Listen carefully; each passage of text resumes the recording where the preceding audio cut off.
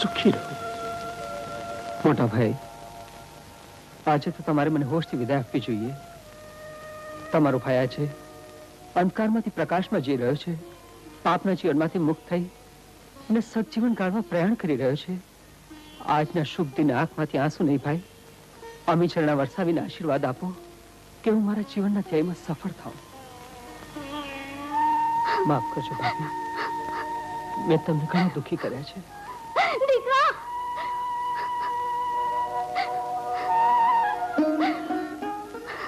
મોટી બેન, જા બેન, સુખી થજે. મારા દીકરાને સાચવજે બેન, સુખી થજે બેન.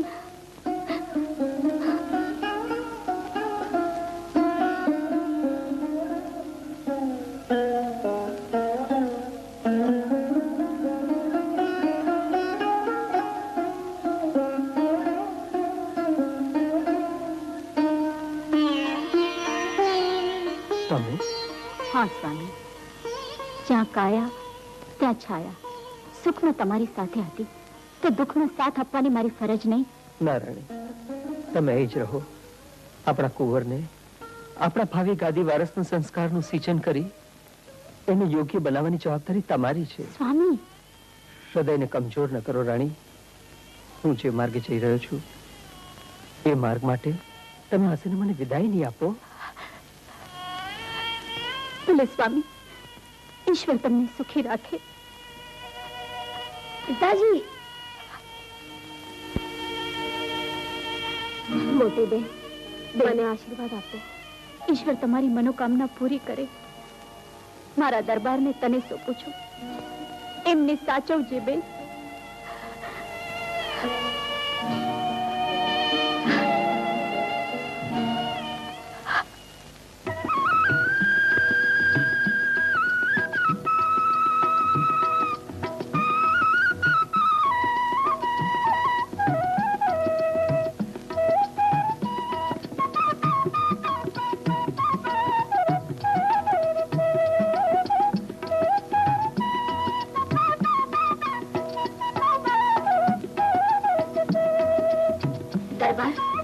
ચાલો જમી લો.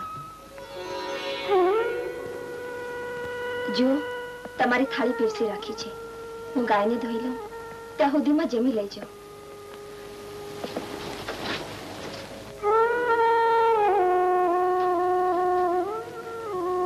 દરબાર, તમે આમ દિવસોના દિવસો સુધી ભક્તિ જ કર્યા કરશો ને કોઈ કામ ધંધો નહીં કરો તો સંસાર કેમ ચાલશે?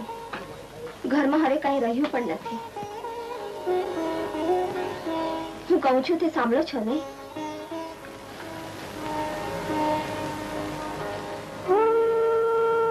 રૂપા, ઠાકોરની ભક્તિમાં લીન થઈને મારા પાપોમાંથી મુક્ત થવાનો જે માર્ગ તે મને બતાવ્યો છે એ માર્ગેથી તારે મને પાછો વાળવો છે? ના ના રૂપા, તું મને એ જ માર્ગે જવા દે. મને રોક નહીં રૂપા.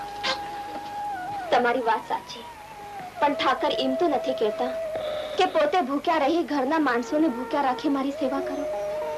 મારું માનવું, મેં ઘરની બહાર નીકળી કમાણીનું સાધન શોધું. રૂપા, આ ગામમાં હું કોની પાસે જઈને કામ માંગવા જાઉં? કોની પાસે જઈને આજીજી કરું? ઠીક છે, તમને જો એમાં નાનપ લાગતી હોય તો હું જાઉં કામ માંગવા. હું જીવતો બેઠો છું ને તું કામ કરવા જઈશ? એમાં શું થઈ ગયું? આપને બે તો આ સંસાર રત્ન પૈડાઓ છીએ. આપને બે જણા આમને આમ બેસી રહેશું તો સાધુ સંતોની સેવા કરવાનું વ્રત ક્યાંથી નાપશે? તો પછી તમે મને રજા આપો તો હું કામ શોધવા પરગામ જાઉં. ત્યાં કોઈ ઓળખીતું નહીં મળે અને મારે ક્ષોભ પણ નહીં અનુભવવો પડે. હું જાઉં ને રૂપા? જરૂર સીધાઓ મારા દરબાર. ઠાકર તમારી સહાયતા કરે. ના ભાઈ ના, હવે હું ઓળખાણ વગર કોઈને નોકરીએ રાખવાનો નથી. હું તો પરદેશી છું અને પરદેશમાં હું ક્યાંથી ઓળખાણ લાવું? મારા ઉપર વિશ્વાસ રાખો છે. કહી દીધું ને, અરે વિશ્વાસ રાખવામાં તો મેં ઘણું નુકસાન વાળ્યું છે. હવે જોખમ નથી ખેડવું. શેઠ, પાંચે આંગળીઓ સરખી નથી હોતી શેઠ. એક વાર ના પાડીને પછી શા માટે માથું ખાવ છો? દયા કરો શેઠ, હું 5 દિવસથી ભૂખ્યો છું. સાંભળ્યું? કેમ બોલાવ્યો? હું કહું છું એને નોકરીએ રાખી લો. બિચારો ખરેખર દુઃખી લાગે છે. પણ શેઠ, આંગણે આવેલાને કદી નિરાશ ન કરવા જોઈએ. ન જાણે કયા સ્વરૂપે ભગવાન આવી જાય ને એમના આશીર્વાદ મળે તો. ઠીક છે, તમે કહો છો તો રાખી લો. જો શેઠાણીના કહેવાથી તને નોકરીએ તો રાખું છું, પરંતુ તારે ઘરનું અને પેઢીનું બંને કામ કરવું પડશે.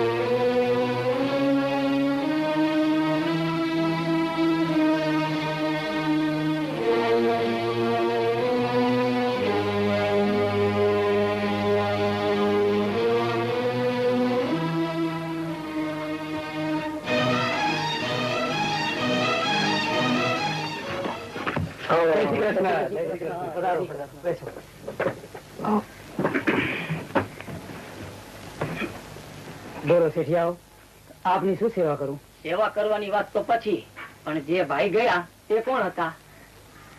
છેલ્લા 2 મહિનાથી એમને નોકરીએ રાખ્યા છે અને એમના સુકનવંતા પગલાને કારણે દિવસે દિવસે આ પેઢીનો કારભાર પણ વધતો ચાલ્યો છે. પણ શેઠ, એ તો અમારા મેવાડના બદનામ રાજકુમાર માલદે છે, જેના ત્રાસથી દેશની પ્રજા ત્રાસી ગયેલી, ગામની અનેક બેન દીકરીઓની આબરૂ લૂંટાઈ ગયેલી. અરે ત્યાં સુધી કે એક નવજુવાન બાળા એના શરણે ના આવી તો નિર્દયપણે જીવ લેતા પણ અચકાયો ન હતો. એના માટે તો મેવાડમાંથી એનો દેશ નિકાલ થયો. પણ એ બને જ કેવી રીતે? કેમ ન બને શેઠ? પણ આપના લગ્નને આટલા બધા વર્ષો વીત્યા પછી? મને બીજો મહિનો ચાલે છે. અરે મારા દેવ, નસીબદાર માનવીના ઘરમાં પગલા પડ્યા પછી ન બનવાની પણ વાત બની જાય. મને ખબર છે તારો એ નસીબદાર માણસ કોણ છે. નીચ ખુલતા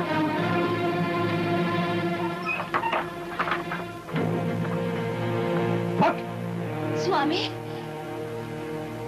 તારા પર વિશ્વાસ મૂક્યો એનો આ બદલો.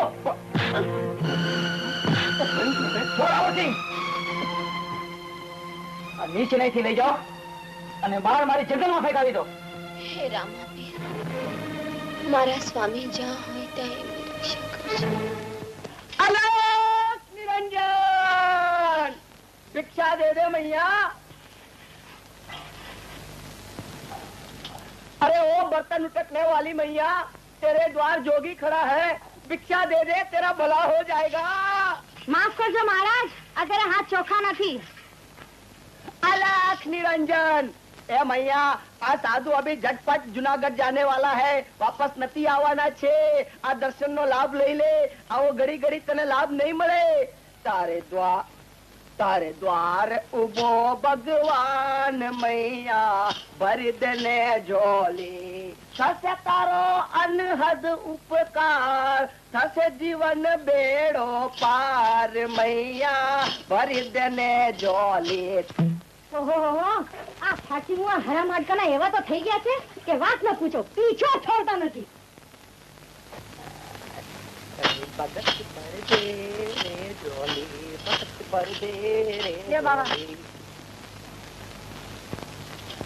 અરે લાલા, તું આ શું ભવાડા માંડ્યા છે? कौन सा वाला? किसका वाला? कैसा वाला? तेरा लाला तो कब का मर गया मैया. ये तो है लालदास. शाम दे भैया. અને આ પણ મુવા બૈરીને મૈયા કેતા શરમ તો નથી? अरे मैया मैया, साधु पे हाथ उठाना बड़ा पाप છે. તને ખબર નથી? આ રાજા ભરશ્રી જેવા ભરશ્રીને પણ પહેલી ભિક્ષા મૈયા પિંગલા પાસે માંગવી પડી. જો મારે સફળ થવું હોય તો શરૂઆત અહીંથી જ કરવી જોઈએ. સાધુ તો ચલતા ભલા. ભિક્ષામ દે ભૈયા. અને આ વાયડીના છાણામુણો ઘરની અંદર જાય છે કે પછી? નહીં, કદી નહીં.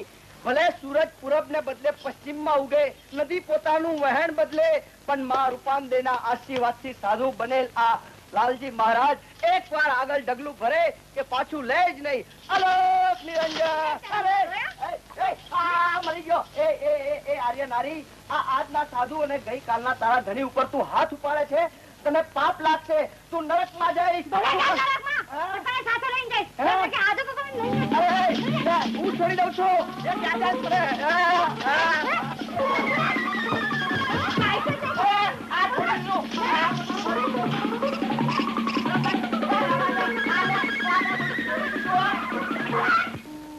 કાંઈ નહીં મારા દરબાર, કસોટી વગર કાર્યમાં સફળતા નથી મળતી.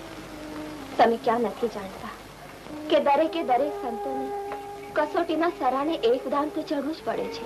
પણ રૂપા, દરબાર, રામ જેવા રામને 14 વર્ષ વનવાસ વેઠવો પડેલો, રાજા હરિશ્ચંદ્રને મહાણમાં ચાંડાલ બની કફન ઉઘરાવવા પડેલા, રાણી તારામતીને ભર બજારમાં લીલામ થવું પડેલું, તો પછી એ બધાની સરખામણીમાં આપણે કોણ? ઠીક છે. જ્યારે ભક્તિ રસમાં રંગાયા છીએ તો ઠાકરને જેટલી કસોટી કરવી હોય તેટલી કરી.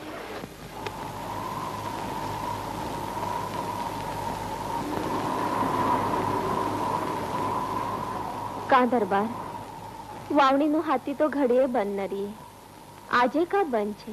રૂપાંદે, તમારા આત્માને દુઃખ ન થાય એટલે રાતે મેં વાત નહોતી કરી. તમે તો જાણો છો હું ગામમાં કોઈને કઈ કહેતો નથી, પણ વાવણીમાં વાવવાનું બિયારણ તો આપણી આગળ છે નહીં. તો વાવણી હારી જાશું, ફરા હારી જાશું. પણ રૂપાંદે, તમે ભાત તો લાવ્યા છો ને? હા, ભાત તો લાવી છું, પણ ઉટકેલી તાહળીમાં. આ શું? ખાલી તાળી? દરબાર, તમારો જીવ બળે એટલા હારું મેં તમને વાત નહોતી કરી કે રાતે મારે ઉપવાસ કરવો પડ્યો તો. સવારમાં તમારે વાવણીનું મુહૂર્ત જોઉં ને હું કહું કે ઘરમાં લાપસી રાંધવાની નથી, તો તમારા આત્માને કેટલું દુઃખ થાય.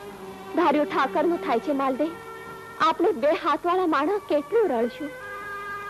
પણ આજે મારે તમારી તાકાત જોવી છે, મારા માલદેનું જોમ જોવું છે.